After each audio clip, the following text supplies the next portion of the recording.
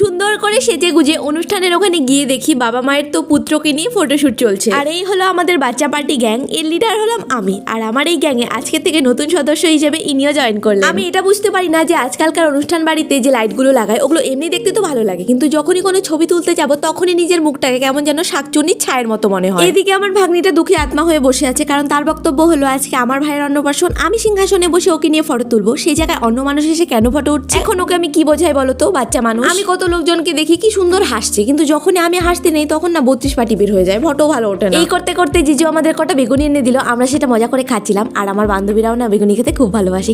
যাই হোক, যেটা খেয়েছি ওটা হজম তো করতে হবে, আবার তো মেন কোর্স বাকি আছে, তাই একটু নাচ করে নিলাম যাতে পরের খাবারটা ভালো করে হজম হয়। তারপর আর কি সোজা বসে বললাম খাবার খেতে। আর ওই দিন আমরা এত বেগুনি খেয়েছি আমার তো পুরো শখ মিটে গেছে। যেহেতু মা মামি ওরা সন্ধ্যেবেলায় চলে গেছে, আমি একটু দেরি অবধি ছিলাম, তাই অনুষ্ঠান বাড়িতে থাকার আর রিস্ক নিলাম না। রাতেই বড়দিদের সাথে বড়দিদের বাড়ির জন্য রওনা দিলাম। ওকে বাই, তাহলে ভালো লাগলে ভিডিওটি লাইক করে দিও।